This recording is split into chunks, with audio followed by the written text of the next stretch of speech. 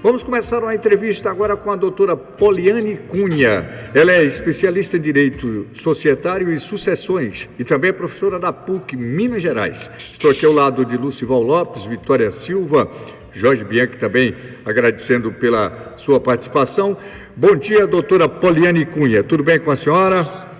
Bom dia, Lucival. Bom dia, Vitória, Jorge. É um prazer muito grande estar aqui na Nordeste FM, no Cidade em Pauta, para tratar desse assunto tão relevante para as empresas e empresários nos momentos que nós temos vivido economicamente em nosso país. Doutora Poliane, o nosso tema hoje é recuperação judicial. Para os nossos ouvintes, poderíamos explicar o que é recuperação judicial? Claro. A recuperação judicial de empresas, ela é uma medida extrema e excepcional. Ela trata-se de uma ferramenta jurídica existente no nosso sistema brasileiro que tem como foco ajudar as empresas que estejam passando momentos de crise, mas ainda sejam viáveis, sem cessarem suas atividades no Brasil. Inclusive, a lei acerca de recuperação judicial e extrajudicial ela é relativamente recente no país. É a Lei 11.101 e vem aí em novembro de 2005. A recuperação judicial, ou RJ, como comumente falado, ela existe com bases em princípios, entre eles os princípios da viabilidade da empresa, da transparência e da lealdade, da paridade dos credores, da função social da empresa, preservação da empresa, a separação do conceito de empresa e empresário e o princípio da proteção aos trabalhadores. Então, consequentemente, com base nesses princípios, é que se busca preservar, por meio da RJ, os empregos dos trabalhadores, a circulação de bens e serviços, a geração de riquezas e o recolhimento de tributos e todos os demais benefícios econômicos e sociais que decorrem da atividade empresarial saudável. Também por este motivo, houve uma alteração em 2020, a partir da Lei 14.112, que incluiu a possibilidade de pessoas físicas que exerçam atividades rurais de também poderem recorrer a um processo de recuperação judicial. Antes, isso só era permitido para pessoas jurídicas que poderiam entrar com esse pedido. Sendo assim, doutora Poliane, existem vários tipos de recuperação judicial? Na verdade, existem duas alternativas de recuperação, ou as formas de se fazer a recuperação. A recuperação ela pode ser judicial ou extrajudicial.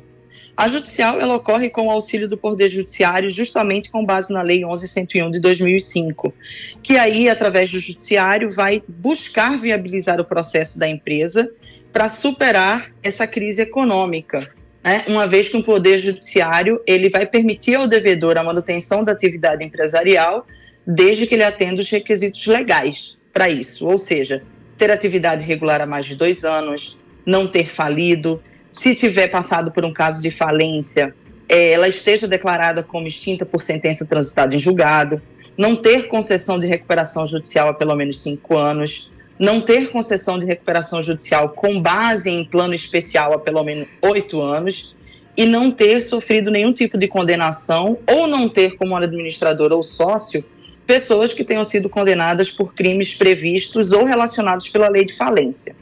Já a recuperação extrajudicial, como o próprio termo sugere, ela ocorre fora das vias judiciais. O empresário, notando que está vivenciando um momento de crise, ele pode optar por reorganizar suas finanças, criar um plano e buscar uma negociação direta com os credores. Assim, eles poderão, juntos, elaborar acordo, dado garantias diversas, e permitem ao empresário fazer isso sem submeter a uma RJ.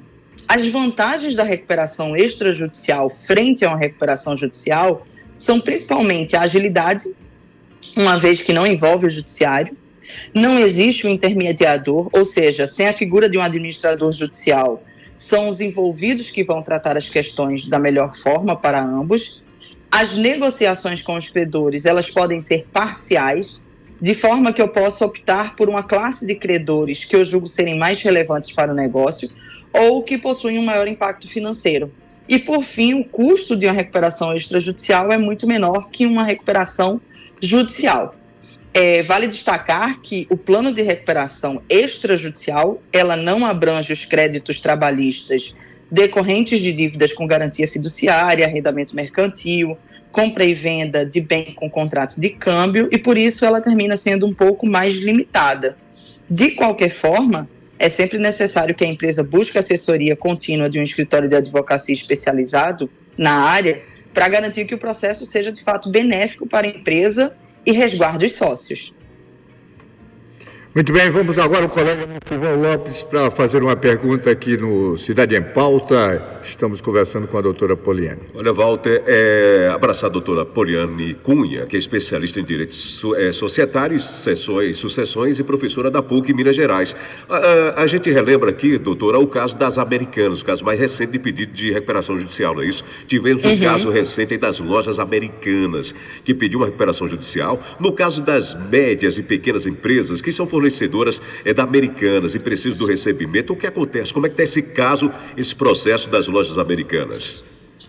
O processo das lojas Americanas, ele buscou resguardar a empresa de uma situação complexa frente à possibilidade de se ter um caixa que fosse totalmente desprovido, ou seja, a antecipação das dívidas, né? E aí, as empresas nessa situação, com uma empresa numa situação como essa, e você tem credores que são de uma classe especial, ou seja, se forem pequenas e médias empresas, o que vai acontecer é que a Lei Complementar 147, entre vários motivos, veio para facilitar justamente a vida dessas empresas. E em face de um processo de falência ou recuperação judicial, como tem sido apresentado o da Americanas, essas empresas que sejam ME ou EPP, empresas de pequenos portes, elas vão estar num cenário de credores ou devedores especiais. E aí, com essa alteração, elas vão passar a ter um crédito de privilégio, ou seja, em teoria, pela legislação, se o credor for uma micro e pequena empresa de pequeno porte ou mesmo um microempreendedor individual, o crédito deste credor ele deverá ser pago em totum, ou seja, integralmente, porque tem uma condição de privilégio especial diante dos outros credores da Americana. No período da pandemia, muitas empresas entraram com pedido de recuperação judicial. Houve algumas recomendações, alguma recomendação que auxiliasse melhor o empresário nesse período, doutora? Claro. Nesse período, sobretudo, as pequenas e médias empresas foram as mais afetadas por conta da paralisação das atividades, justamente porque ela tem um menor fluxo de caixa. E quando você tem um curto fluxo de caixa, o tempo é inimigo das empresas em crise. Então, diante disto, a RJ ela se mostra viável porque lhes dá tempo, permite que elas busquem facilidade com relação ao pagamento das dívidas, a possibilidade de realizar acordos ou convenções coletivas com os trabalhadores, evita processos de falência que são extremamente desgastantes, permite dialogar com os credores, suspende cobranças e execuções judiciais, de forma que garantiu às empresas um tempo para se reorganizar e aguardar que houvesse um retorno das atividades para se ter um retorno com relação ao fluxo de caixa. Nós estamos aqui no Cidade em Pauta, Nordeste FM, 7h46. Doutora Poliane, o que acontece com as ações da empresa durante a recuperação? Essa foi uma questão muito suscitada, né, com esse caso da Americanas, e houve um frenesi no mercado com quem não lida com esse tipo de situação, mas a primeira questão é que a empresa ela não deixa de ser listada, ou seja, ela não some da Bolsa. A única penalização por parte da Bolsa de Valores é que a ação da companhia ela deixa de fazer parte dos índices, como inclusive foi anunciado pela B3 sobre os papéis da Americana. Ou seja, além da Ibovespa, as ações da Americana deixaram de fazer parte dos índices de governança, de carbono eficiente, consumo, governança corporativa trade, novo mercado, Brasil amplo, tag along diferenciado, entre outras situações. E o que acontece é que, uma vez que se permite que as empresas elas tenham recuperação judicial, elas vão continuar atuando dentro da Bolsa de Valores, mas perdem esses índices. E os índices da Bolsa eles funcionam como um termômetro para o mercado de investimento, pois eles medem o desempenho de um conjunto de ações, o que, em teoria, ajuda o investidor a identificar quais são as boas ações para investir.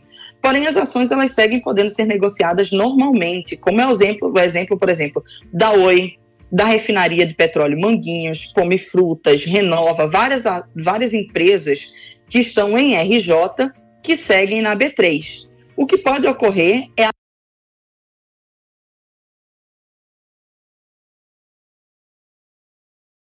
a suspensão temporária das negociações da Bolsa, mas logo essas ações podem voltar a ser negociadas por quem as tem sem nenhum problema. E essa saída dos índices, ela acontece por uma regra da B3, de que empresas que estão passando por um processo de RJ não podem estar linkadas nos índices, justamente para que não leve uma imagem errônea ao investidor da Bolsa de Valores. Agora são 7h48, interessante. Doutora Poliana Cunha, Ô, Lucivaldo, antes de finalizar, eu estou aqui na Agência Brasil, doutora Poliane, com uma matéria que diz o seguinte: dentro do tema que nós estamos tratando, a Justiça mantém administradores judiciais do Grupo Americanas. Isso é bom ou é ruim, doutora? Olha, administradores judiciais, eles são os intermediadores da negociação. Eles vão ser literalmente quem vão fazer o meio de campo na transação entre o devedor, neste caso Americana, e os credores.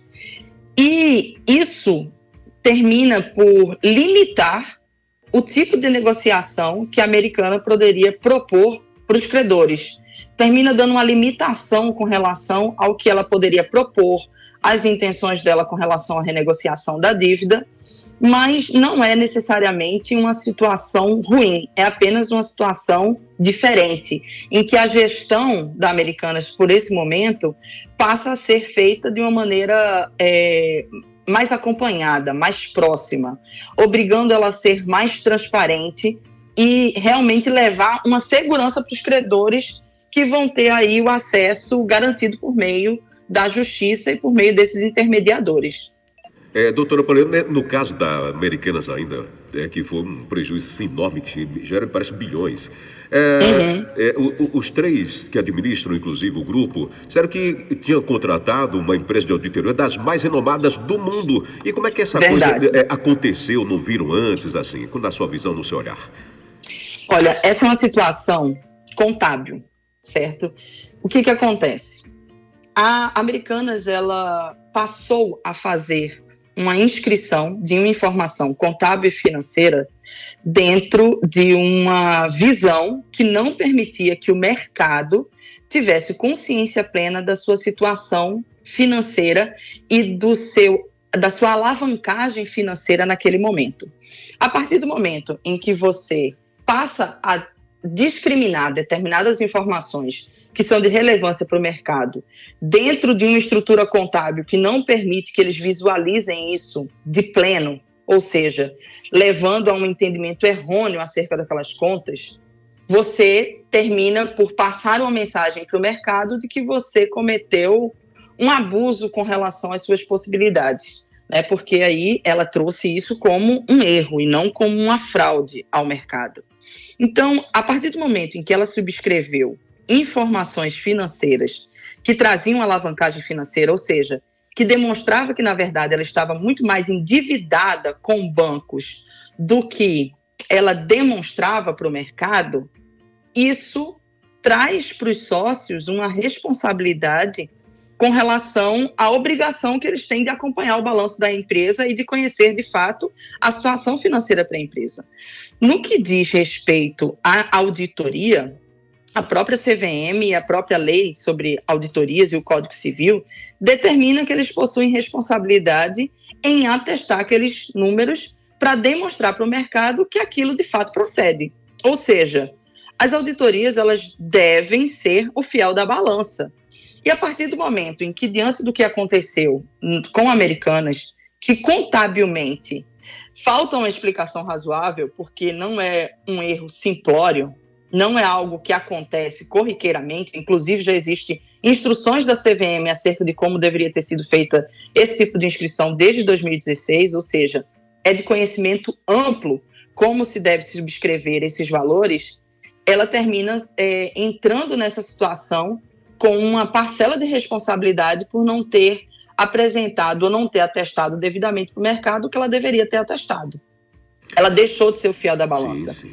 E isso termina mandando uma mensagem para o mercado de que não se pode confiar plenamente nas informações, mesmo tendo a auditoria de peso como era a Americanas. Aí ela pode ser responsabilizada em algum momento por isso também aí, por esse se durante as investigações a CVM entender que de fato houve uma negligência em perícia ou que ela não trabalhou da forma que ela deveria ter trabalhado com os papéis de auditoria, ela pode sim ser responsabilizada.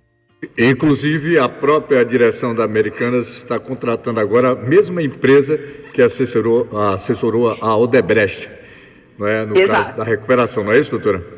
Exatamente. Eles têm trazido uma auditoria independente para demonstrar que não houve dolo, que de fato se tratou de um erro e que passou desapercebido por todos os envolvidos na situação. Aqui no Cidade em Pauta, conversamos com a doutora Poliane Cunha, especialista em Direito Societário e Sucessões e professora da PUC de Minas Gerais. Doutora Poliane, muito obrigado pela sua participação, pela sua contribuição com um tema tão relevante aqui no Cidade em Pauta. Até a próxima oportunidade. E quem quiser saber mais sobre recuperação judicial, manter contato com o escritório, o que é que faz, doutora Poliane Cunha? Desde já, o nosso muito obrigado por sua participação aqui, viu? Eu que agradeço, gente. Muito obrigado por vocês terem dado esse espaço para a gente poder auxiliar aí, as empresas que desejam. Os empresários que desejam saber mais sobre recuperação judicial, a indicação é buscar um escritório sério e comprometido com a legislação e com a verdade dos fatos para poder auxiliá-lo nessa demanda. Como eu disse, a recuperação judicial ela é uma medida extrema. Então, às vezes, as empresas em momento de crise podem, devidamente assessoradas por um escritório, buscar outras formas de se fazer uma recuperação, como, por exemplo, a extrajudicial, que termina sendo menos invasiva porque a empresa continua no controle das suas atividades. Então, é necessário buscar um escritório, profissionais comprometidos com o assunto, que realmente conheçam a legislação que vive sendo atualizada, e aí, devidamente assessorados, eles vão ser encaminhados para qual a melhor situação diante do caso típico em que eles estejam enquadrados pela situação fática. Muito obrigado, doutora Poliane. Um grande abraço, ótima terça-feira. Eu que agradeço, gente. Um ótimo dia. Valeu, muito obrigado. São 7 horas agora, mais 55 minutos. Que legal esse papo aí com a doutora Poliane Cunha, não é, Lúcio Walter? Ela é especialista em Direito Societário e Sucessões e professora da PUC lá de Minas Gerais. Faltou um contato, um número de contato. Não sei se a Vitória consegue aí com a doutora Poliane, Vitória. Porque quem tirar mais dúvidas e tal, exatamente. Redes sociais, um telefone até do escritório, do pessoal, para esse tipo de... Porque aqui o tempo foi breve, dá para voltar com a doutora Poliane. Nós estamos linkados ainda aqui no Cidade em Pauta, vamos voltar com a doutora Poliane, um telefone de contato para as pessoas que não entenderam perfeitamente as informações, porque o tempo é tão pequeno, breve. Queiram tirar suas dúvidas. Tirar as suas dúvidas. Qual é o número, doutora, por favor? O nosso escritório, ele fica aqui em São Luís, né, Belo Horizonte, e o nosso telefone de contato é o DDD 31 3274 0797 ou o 31 98833 0664. Inclusive, esse é o WhatsApp do nosso escritório Diego Lionel e Advogados Associados, e será um prazer nós podermos atender e responder as demandas que se apresentarem, auxiliar os empresários da forma que for necessário. E podemos repetir esse número do WhatsApp? Vamos até anotar aqui, a nossa equipe de produção está anotando para ajudar as pessoas que se interessarem por outras informações. Claro. Por favor. É o DDD 31 988 33 0664. Pronto, 31 988 33 0664. Exato. Um abraço para a senhora mais uma vez, muito obrigado. Eu que agradeço. Tchau. Tchau. 7